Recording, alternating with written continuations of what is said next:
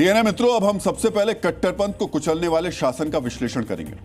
UP के बरेली में कल जिस मौलाना के कहने पे पत्थर फेंके गए, गोलियां चलाई गईं, वो मौलाना आज सलाखों के पीछे है। योगी की पुलिस इस समय 2000 पत्थरबाजों की तलाश कर रही है। सबसे बड़ी बात यह है कि जो लोग कल बरेली में सड़कों पर पत्थरबाजी और फायरिंग कर रहे थे, आज वो पुलिस के डर से भागे भागे फिर रहे हैं।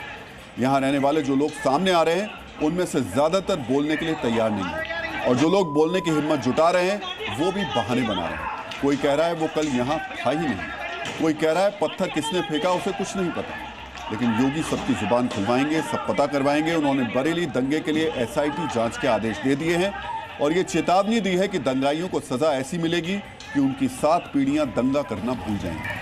आज हम आपको हिंसा वाले इलाके से जी न्यूज़ की पूरी पड़ताल दिखाएंगे और ये भी बताएंगे कि जब शासन और शासक मजबूत होते हैं तो कैसे कट्टरपंथियों का इलाज होता है। लेकिन पहले बरेली हिंसा पर योगी फोर्स के एक्शन का अपडेट जान लीजिए। बरेली हिंसा के मास्टरमाइंड कही जाने वाले मौलाना तौकीर रजा को पुलिस ने गिरफ्तार कर फर्रुखाबाद के फतेहगढ़ सेंट्रल जेल भेज दिया है।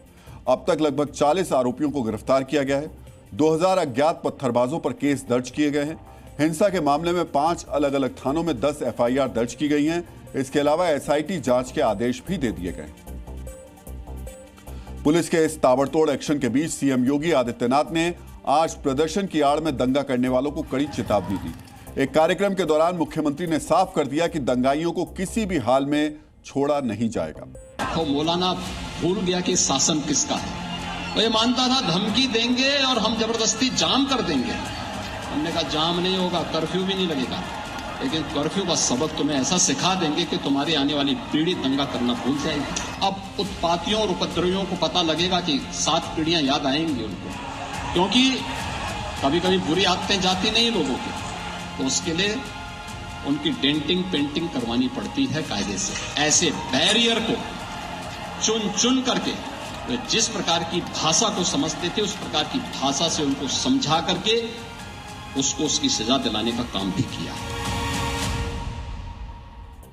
डीएनए मित्रों, मुख्यमंत्री योगी ने दंगाइयों के बारे में जो कहा उसको डिकोड करना भी जरूरी है। मुख्यमंत्री ने कहा कि मौलाना भूल गया कि यूपी में शासन किसका है। यह कहकर उन्होंने साफ किया कि यूपी में दंगा करने वालों का तुष्टीकरण करने वाली सरकार नहीं है, बल्कि ऐसी सरकार है जो दंगाइयों का पूरा इलाज करती है। ऐसे में मौलाना तौकीर रजा की धमकी चलने वाली नहीं है। योगी ने दूसरी बड़ी बात यह कही कि ऐसी कार्रवाई की जाएगी कि 7 पीढ़ी दंगा करना भूल जाएंगी। ये कहकर उन्होंने दंगाइयों को चेताया कि यूपी में हिंसा की तो खैर नहीं, इसका अंजाम सिर्फ दंगाइयों को खुद नहीं भुगतना होगा, बल्कि आने वाली पीढ़ियों पर भी इसका असर पड़ेगा। तीसरी बात उन्होंने कही कि बुरी आदत नहीं जाती तो डेंटिंग पेंटिंग कराई जाती है। डेंटिंग पेंटिंग का मतलब मरम्मत से है, यानी हिंसा करने वालों की मरम्मत की जाएगी, उनका पूरा इलाज किया जाएगा। चौथी बड़ी बात उन्होंने कही कि जो जिस भाषा में समझता है उसे उसी भाषा में समझाएंगे, यानी पुलिस पर गोली चलाने वालों और पुलिस पर पत्थर फेंकने वालों को किसी भी हाल में बर्दाश्त नहीं करेंगे। अगर वो लाठी डंडे की भाषा समझते हैं तो उन्हें उसी भाषा में समझाया जाएगा। डीएनए मित्रों, पिछले 15 दिन से यूपी में प्रदर्शन के नाम पर अराजकता फैलाने का काम किया जा रहा था। हम लगातार आपको वो तस्वीरें दिखा रहे थे। कानपुर की एक घटना का हवाला देकर सड़कों पर उपद्रव किया जा रहा था। सड़कों और गलियों को अराजकता का अड्डा बना दिया गया था।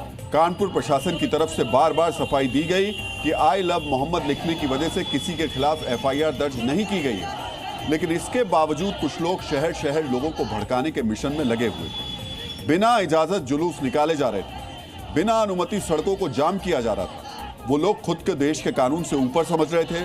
वो ये मानकर चल रहे थे कि जब जिसके मन में जो आएगा वो सड़क पर उतर जाएगा। कभी दिन में तो कभी रात में अचानक प्रदर्शन शुरू हो जाते थे। जुलूस में नफरती नारे लगाए जा रहे थे। बच्चों और महिलाओं को मोहरा बनाया जा रहा था। पुलिस वालों को धमकाया जा रहा था। मौलाना तौकीर रजा ने तो कई बार आग उगलने वाली भाषा का इस्तेमाल किया। आई लव मोहम्मद के नाम पर मौलाना तौकीर रजा ने लोगों को सड़कों पर उतरने के लिए भड़काया, पूरे देश को जाम करने की धमकी दी। कल भी मौलाना तौकीर रजा ने प्रशासन की अनुमति के बिना लोगों को प्रदर्शन करने के लिए उकसाया। हिंसा में तौकीर रजा की भूमिका साफ होने के बाद यह तय था कि उसके खिलाफ कार्रवाई उनके होगी और आज तौकीर रजा के साथ साथ उनके प्रवक्ता को भी गिरफ्तार कर जेल भेज दिया गया। बरेली हिंसा के मामले में कुल 10 एफआईआर दर्ज की गई हैं, जिनमें से 7 एफआईआर में तौकीर रजा का नाम।